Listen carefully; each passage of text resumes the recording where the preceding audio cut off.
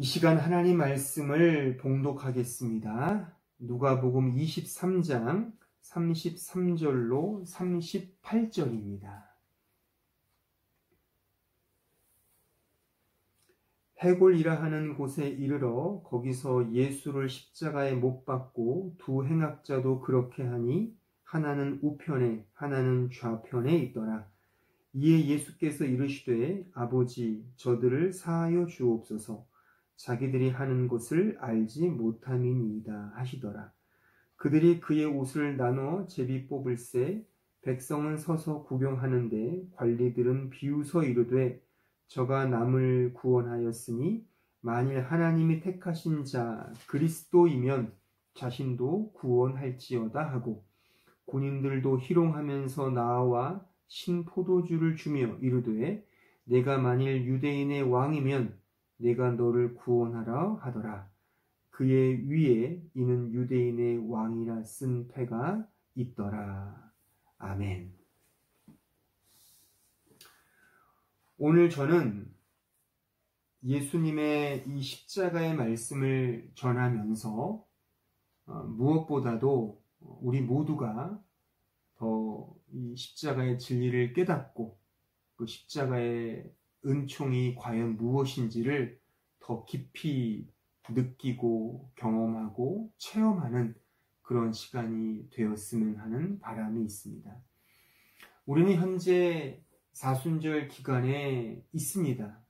이 사순절 기간이라는 것은 예수께서 십자가에 죽으시고 또한 부활하신 그 부활주일 전 40일을 사순절이라고 우리 보편교회는 그 절기로 지키고 있습니다. 따라서 하나님을 믿는 신자라면 1년 365일 십자가를 바라보고 의지해야 하지만 사실 그렇게 하기가 쉽지 않잖아요. 그러나 이 사순절 기간만큼은 게다가 앞으로 이제 맞이하게 될 고난주간만큼은 우리가 좀 더 깊이 있게 하나님의 그 복음, 즉 십자가의 복음을 더 깊이 듣고 마음에 새겨야 하지 않는가, 그런 생각을 해봅니다. 그런 의미에서 우리 교회는 또한 저는 이 사순절 기간과 또한 이 고난주간을 맞이하여 예수 그리스도의 십자가에 관련된 메시지를 좀 더 우리가 깊이 나누면 좋겠다 싶어서 준비했습니다. 특별히 예수께서 십자가상에서 하신 7마디, 그것을 가상 7언이라고 하는데 그 가상 7언 7마디의 말씀을 좀 하나하나 생각하면서 그 십자가의 도와 그 복음의 메시지가 무엇인지를 좀 더 풍성하게 나누는 그런 시간이 되었으면 좋겠습니다. 오늘은 그 첫 번째 예수께서 십자가상에서 하신 그 첫 번째 일성, 그 말씀이 무엇인지를 좀 생각하면서 그 말씀 속에 담겨져 있는 의미와 내용과 가치와 또 우리가 어떻게 현재적으로 그것을 적용할 것인지를 좀 생각해 보고자 하는 것입니다. 7가지 말씀은 이렇습니다. 먼저 우리가 오늘 읽은 본문 말씀에 우리가 확인했듯이 예수께서 십자가상에서 하신 첫 일성은 아버지 저들을 사하여 주옵소서라는 말씀입니다. 그 다음에 하신 말씀이 이제 두 강도와 함께 못 박혔을 때 그 다른 한 강도에게 이제 오늘 내가 나와 함께 낙원에 있으리라 라는 말씀을 하십니다. 그 이후에 이제 그 사도 요한에게 이제 마리아를, 자신의 어머니 마리아를 이제 맡기면서 보라 내 어머니라 라는 말씀을 하십니다. 그 이후에 우리가 잘 아는 엘리 엘리 라마 사박다니, 그리고 내가 목마르다, 또 다 이루었다, 마지막으로 아버지여 내 영혼을 아버지 손에 부탁합니다 라는 이 총 7가지의 이 말씀을 주님께서는 그 십자가 상에서, 즉 십자가에 못 박힌 그 상태에서 말씀하신 의미 있는 말씀이라고 말할 수가 있겠습니다. 한번 잘 생각해 보십시오. 우리가 일반적으로 이렇게 잘 말을 듣지 않더라도 어떤 마지막에 하는 말은 뭔가 들으려고 하잖아요. 뭐 예컨대 뭐 청개구리 이야기처럼 말이죠. 뭐 매번 어머니 말씀에 불순종하고 막 정말 청개구리처럼 뭐 반대로 했던 그 청개구리도 결국에 마지막 유언은 이제 들었다는 것처럼 그게 뭐가 의미가 있다는 얘기 아니겠습니까? 그죠? 그런 것처럼 물론 모든 성경의 말씀이 다 중요합니다만 좀 특별히 이 사순절 기간 또한 이 십자가의 메시지를 우리가 좀 생각하면서 특별히 좀 더 마지막 주님께서 이 육신을 가지고 계신 마지막 죽음을 앞두시면서 게다가 십자가상 위에서 하셨던 그 말씀의 무게감은 좀 더 의미가 있지 않을까 싶은 거죠. 그런 의미에서 여러분들께서 4주간 앞으로 이 십자가 사경회를 통하여 이제 하나하나 이 말씀의 의미, 즉 예수님께서 십자가상에서 하신 말씀을 좀 생각하면서 고민해 볼 때 좀 더 이게 어떤 의미다, 또 이것이 나에게 어떤 이 무게감으로 어떤 말씀으로 적용되는지를 좀 더 깊이 있게 생각하는 그런 시간이 되었으면 좋겠습니다. 우리가 지금 읽었듯이 예수님께서는 그 십자가를 지시고 이제 못에 박히셔서 골고다 언덕에 이제 6시간 정도 고난을 당하시는 그 시간 속에 지금 계십니다. 그러면서 주님께서 첫 말씀을 하십니다. 그것은 곧 아버지여 저들을 사하여 주옵소서라는 말씀입니다. 여기서 저들은 예수님을 직접적으로 말하자면 예수님을 십자가에 못 박는 유대인, 로마인, 종교 지도자들 등등하여 당시에 모여있는 백성들을 직접적으로 가리킨다고 볼 수 있습니다. 하지만 거기에 국한되지 않죠. 이것은 모든 시간을 초월하고 장소를 초월하여 모든 사람들, 모든 인류를 가리킨다고 볼 수가 있습니다.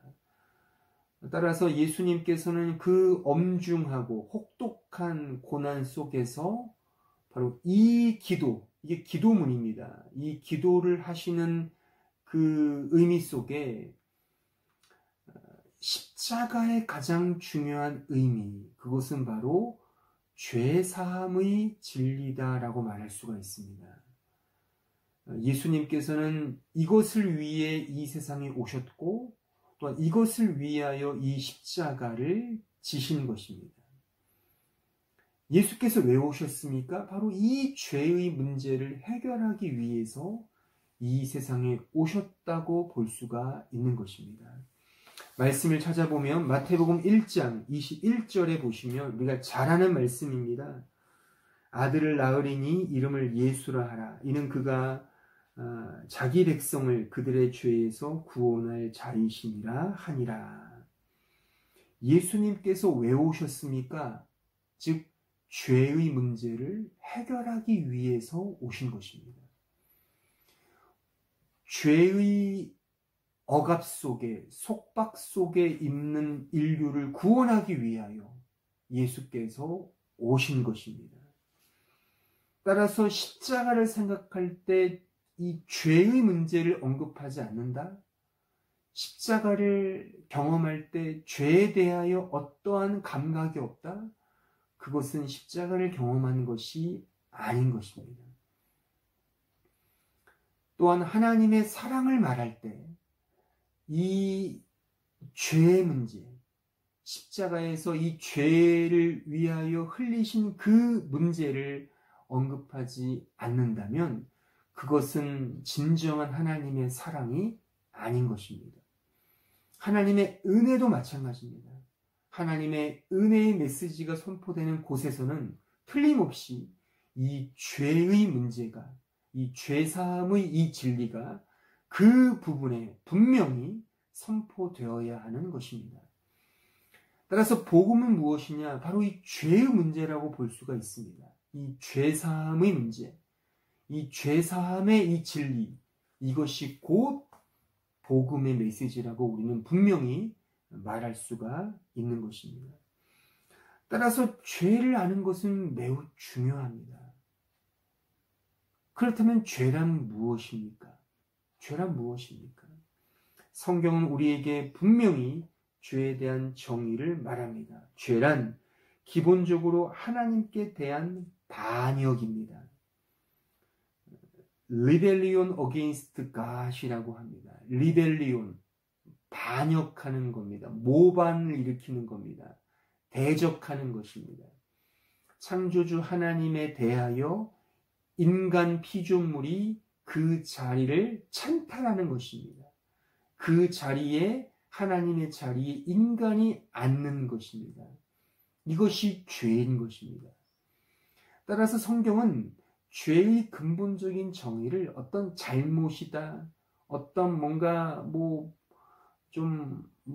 악을 범하는 것이다, 그런 윤리적이고 도덕적인 것 이전에 하나님과의 관계를 말한다라는 사실을 꼭 기억해야 하는 것입니다. 그냥 나쁜 행동, 나쁜 행실, 이것이 죄의 본질이 아닙니다. 죄의 본질은 하나님을 대적하는 것입니다. 하나님을 반역하는 것입니다. 그것이 바로 죄인 것입니다. 다니엘 9장 5절에 이렇게 말씀하고 있습니다. 우리는 이미 범죄하여 패역하며 행악하며 반역하여 주의 법도와 규례를 떠났사오며. 보십시오. 행악하고 패역하고 범죄하여 하나님을 반역한다라고 되어 있습니다. 이것이 죄인 것입니다. 또한 두 번째, 죄란 무엇인가? 하나님의 영광에 이르지 못하는 것입니다. 우리가 잘 아는 로마서 3장 23절에 무엇이라고 기록하고 있습니까? 모든 사람이 죄를 범하였음에 하나님의 영광에 이르지 못하더니. 하나님의 영광에 이르지 못하는 것이 곧 죄인 것입니다. 이것을 좀 쉽게 말하면 하나님의 영광, 즉 하나님께서 인간을 창조하시고 주신 목적이 있을 겁니다. 그 포지션이 있을 겁니다. 어떤 마크가 있을 것입니다. 그렇죠? 그 포지션과 마크에서 벗어나는 것입니다. 그래서 missing a position, missing a mark라고도 합니다. 그 자리와 그 표지, 그 표적에서 벗어나는 것이 곧 죄라고 하는 것입니다. 그러니까 이런 벗어남 속에 이제 이 불법 또는 사악함 혹은 unrighteousness, 어떤 바르지 못함, 이런 위법함, 이런 것들이 이제 나타나는 것이죠. 그래서 윤리적이고 도덕적으로 매우 악랄하고 사악한 그런 행동들이 뒤따라 나오는 것입니다. 근데 그 근본적인 이유가 무엇이냐? 바로 하나님의 영광에서 떨어졌기 때문에, 즉 하나님께서 인간을 만드신 그 본래의 목적의 자리에서, 그 포지션에서 타락했기 때문에 나타난 현상이라고 말할 수가 있는 것입니다. 또한 세 번째, 죄는 그래서 하나님의 권위를 무시하는 것입니다. 하나님의 존재를 부정하는 것이죠. 그러니까 자연인, 즉 하나님을 믿지 않는 보편 인간들의 특징이 무엇입니까? 하나님을 인정하지 않습니다. 하나님을 부정합니다. 하나님의 권위에 도전합니다. 하나님께서 받으셔야 될 영광을 인간이 가로챕니다. 이것이 바로 죄인 것입니다. 또한 네 번째, 죄는 우리가 하나님으로부터 분리되는 것을 의미합니다. 그 분리됨, 이 separation, 분리됨의 원인이 곧 죄인 것입니다. 이사야 59장 1절로 2절은 우리에게 말씀합니다. 여호와의 손이 짧아 구원하지 못하심도 아니요 귀가 둔하여 듣지 못하심도 아니라 오직 너희 죄악이 너희와 너희 하나님 사이를 갈라 놓았고 너희 죄가 그의 얼굴을 가리워서 너희에게서 듣지 않으시게 함이니라.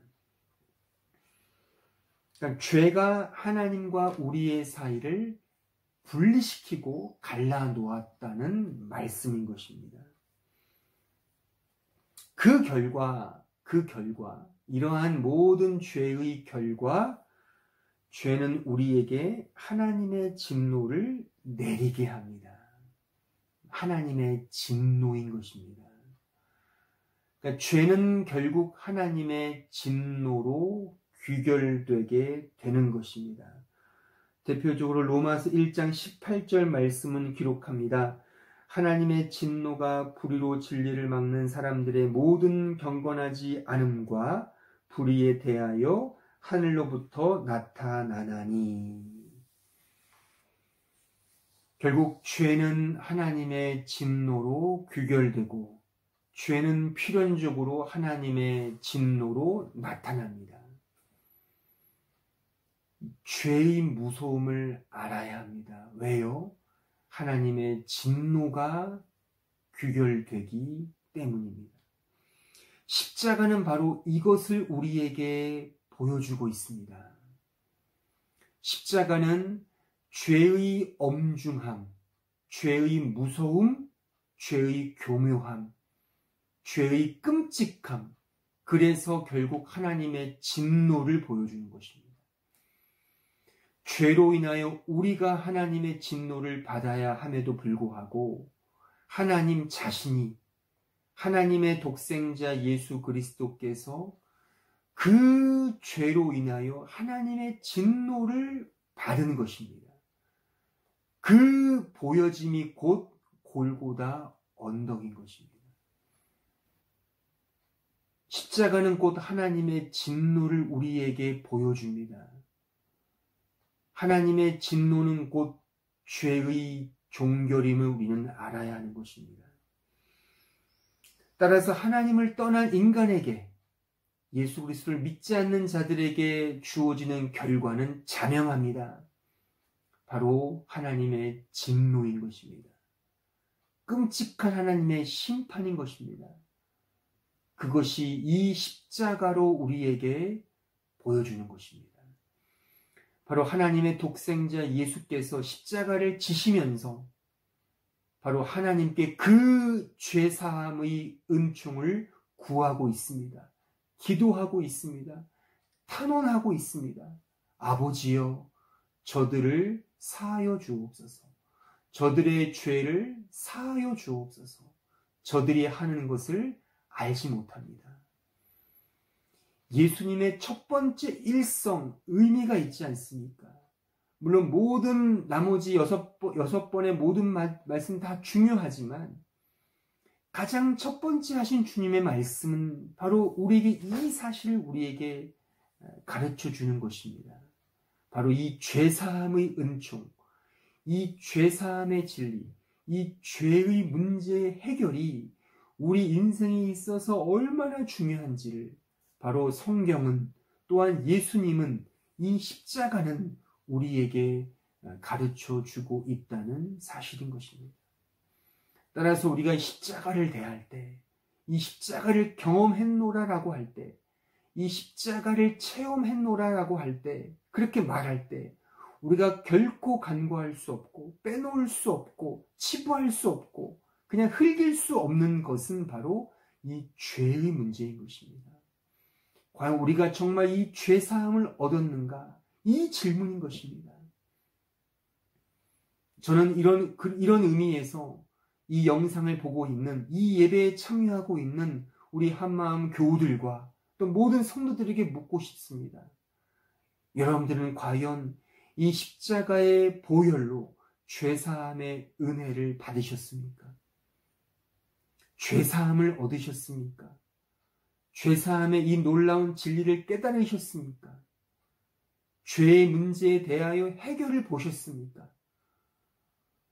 이 죄의 문제에 대하여 하나님의 은총 아래에 눈물과 콧물과 고백과 자백과 그 놀라운 경험들을 하셨습니까? 이 질문이야말로 우리 인생을 좌우하는 매우 중차대한 질문이라고 하는 사실을 우리 모두는 꼭 기억해야 하는 것입니다. 또한 동시에 이런 의미이기 때문에 이것이 우리의 유일한 희망인 것입니다. 다른 희망이 무엇이 있습니까? 다른 소망이 무엇이 있습니까? 이 세상에서 아무리 잘 먹고 잘 산들 우리의 영혼이, 우리의 영육이 결국에 영원한 지옥불에 떨어지고 하나님의 진노를 받는다면 무슨 가치가 있겠습니까? 억만금이 무슨 소용이 있겠습니까? 그렇지 않습니까?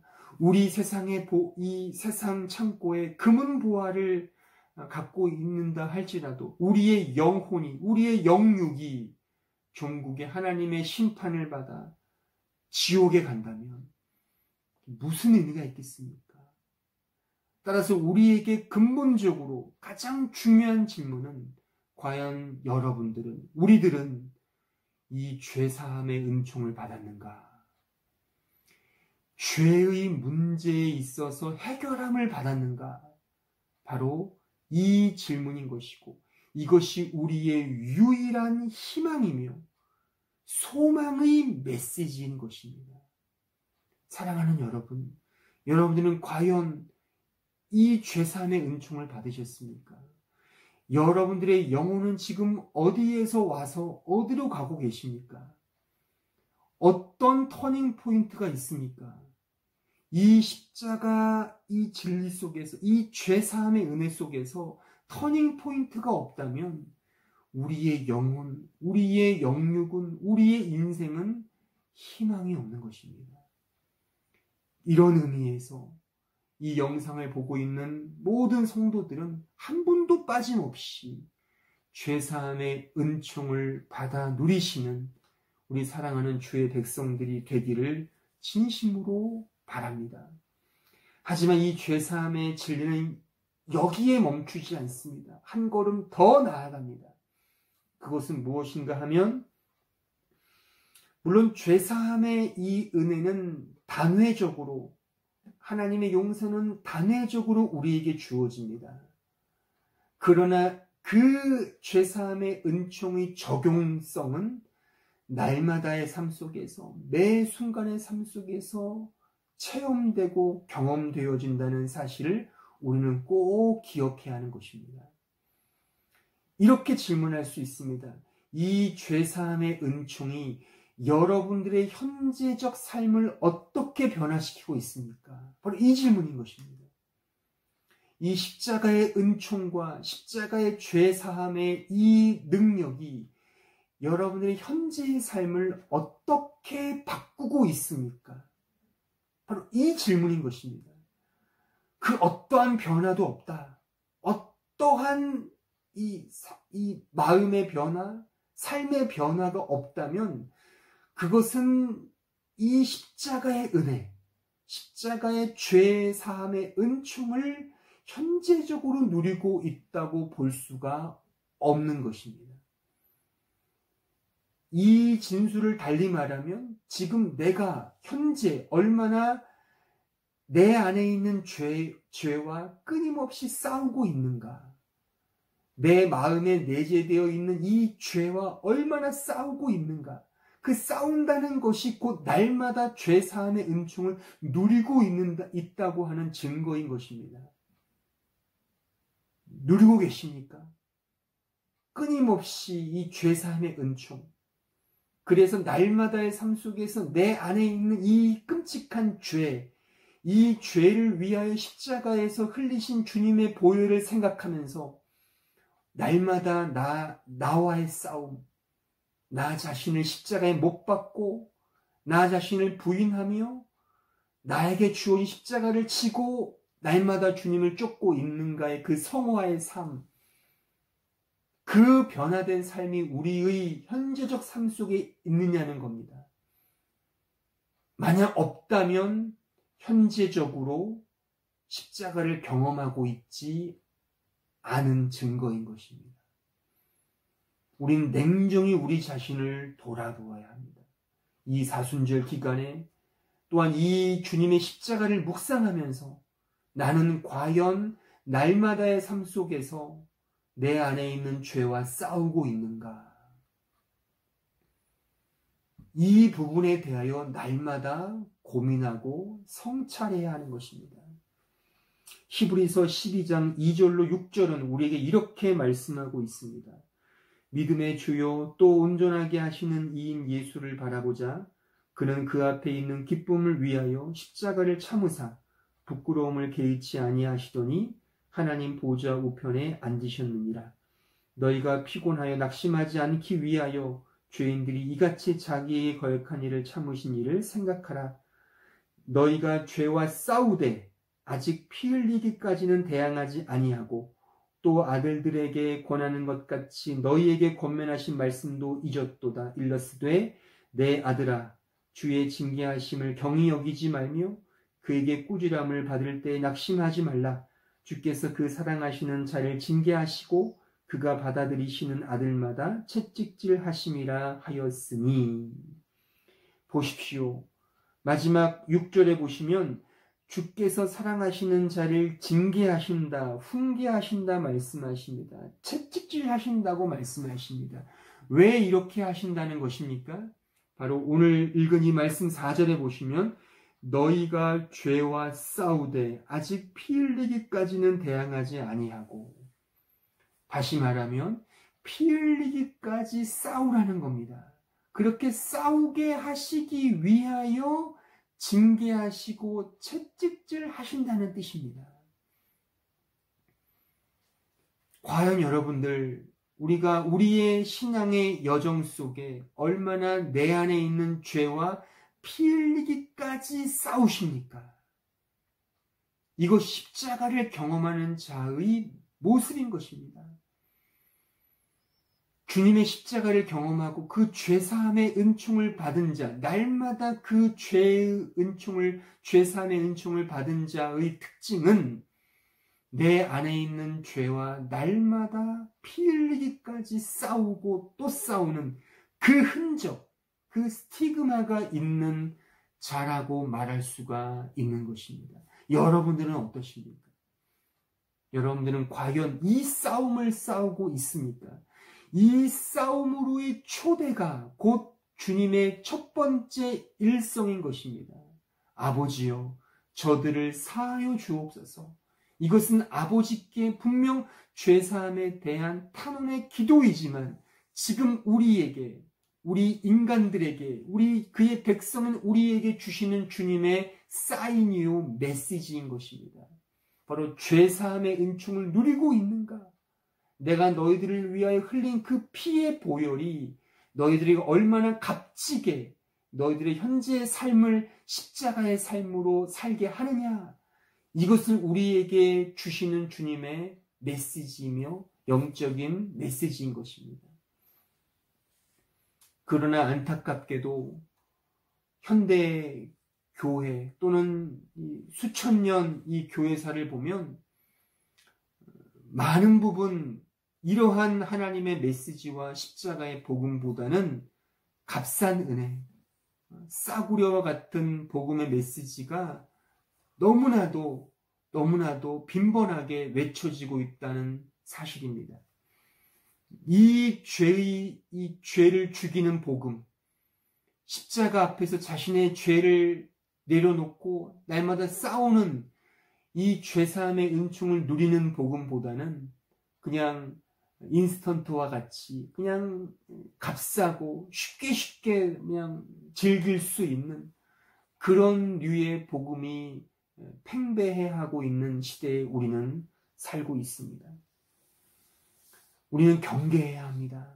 우리는 날마다 우리 자신을 돌아보며 정말 이 복음, 이 십자가상에서 주님이 우리에게 던지신 이 일성, 이 메시지를 날마다 마음에 새기면서 나는 과연 날마다 내 죄를 위하여 십자가에 피 흘리신 주님의 그 은총이 헛되지 않도록 그것이 가장 고귀하고 가장 값비싼 복음이 되게 하기 위하여 나는 어떻게 변화된 삶을 살고 있는지를 우린 날마다 우리의 현재적 삶 속에서 날마다 성찰해야 하는 것입니다.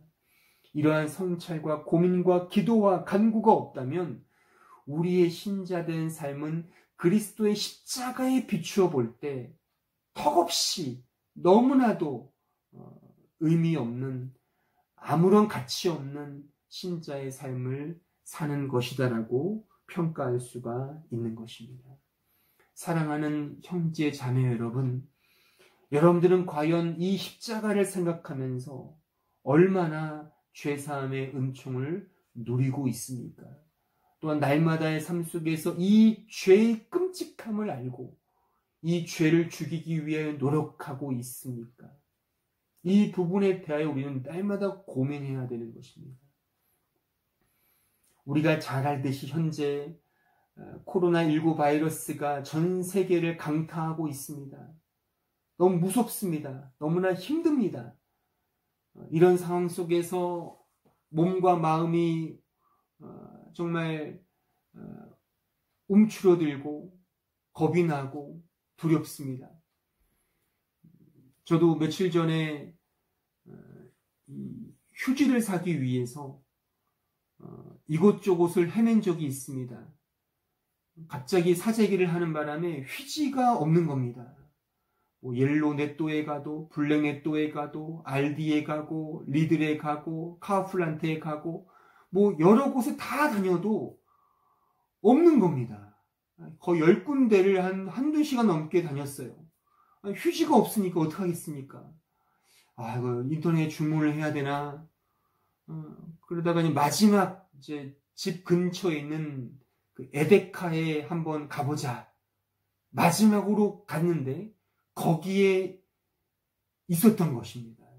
제가 그 휴지를 봤을 때 제 마음속에 유레카라고 외쳤습니다. I found it. 발견했어. 너무나 값진 발견이었습니다. 그래서 제가 가서 하나 사고 또 아내가 가서 하나 샀습니다. 왜요? 한 사람이 두 개를 못 사게 하니까 이렇게 나눠 가서 샀습니다. 너무나 기뻤습니다. 근데 그때 한 2시간 동안 이 드레스덴을 왔다 갔다 하다 보니까 그날 저녁에 밥을 먹는데 목이 이상하게 좀 아픈 거예요. 그래서 혹시나 이 바이러스에 걸린 게 아닐까라고 조금 겁이 났습니다. 그래서 아내에게 얘기했더니 아내는 당신은 원래 꾀병이 많아 라는 말을 하더군요. 그래서 그래도 좀 이상한데 라는 생각이 들었는데 결국 자고 나니까 멀쩡해졌습니다. 목사인 저조차도 두렵습니다, 솔직히. 그리고 지금 이제 다들 아시다시피 이제 외출 금지령이 떨어졌지 않습니까? 나가지도 못합니다. 지금 이 영상도 지금 제 사택에서, 제 집에서 지금 찍고 있는 것입니다. 아마 볼품이 없을지 모르겠습니다. 하지만 이렇게 열심히 이렇게 준비해서 찍고 있습니다. 그러니까 이게 좀 불안하고 두렵습니다. 그러니까 이 작고 작은 정말 별거 아닌, 어떻게 보면 이 바이러스 하나 때문에 인간들이 이렇게 두려워하고 무서워하고 그렇습니다. 또한 우리 모두가 조심해야 합니다. 유의해야 합니다. 그래서 정말 방역도 해야 되고 극복을 해야 합니다. 그런데 한번 생각해 보십시오.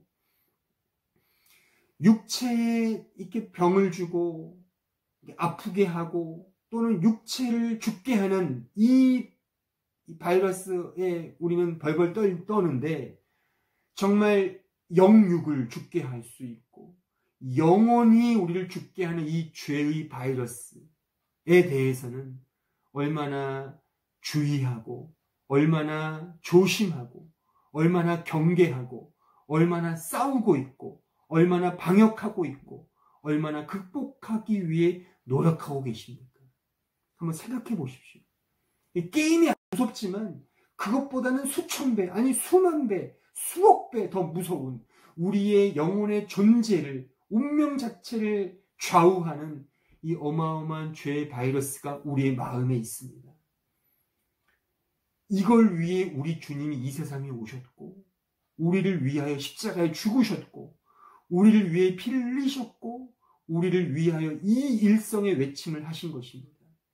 우리는 이 사실을 알건대 얼마나 이 죄에 대하여 긴박하게, 얼마나 정말 긴급하게 이것을 생각하고 이것을 경계하고 싸우고 있는지 우리 스스로에게 한번 자문해 보셔야 하는 것입니다. 우리가 정말 이 사순절 기간에 이 앞으로 다가올 고난 주간에 정말 주님의 십자가를 경험한다는 것, 바로 이 죄사함의 은총을 날마다 누리는 것입니다. 이 죄와 싸우는 것입니다. 성화의 싸움을 싸우는 것입니다. 이것이 신자된 본분이며 우리가 가야 할 길임을 우리는 꼭 기억해야 하는 것입니다. 사랑하는 형제 자매 여러분, 우리가 오늘 이 주님의 첫 일성, 아버지여 저들을 사하여 주옵소서. 저들은 자신이 하는 것을 알지 못합니다. 이 사죄함의 기도, 죄의 문제, 이것이 얼마나 엄중하고 중차대한 문제인지를 꼭 기억하시고 한 주간 살아가실 때에도 내 자신의 죄가 얼마나 크고 무서운지를 정말 자각하고 성찰하면서 날마다의 삶 속에서 죄와 싸우시고 이 죄의 사함의 은총을 더 깊이 누리시는 사랑하는 주의 백성들이 되기를 진심으로 기원하고 축원합니다.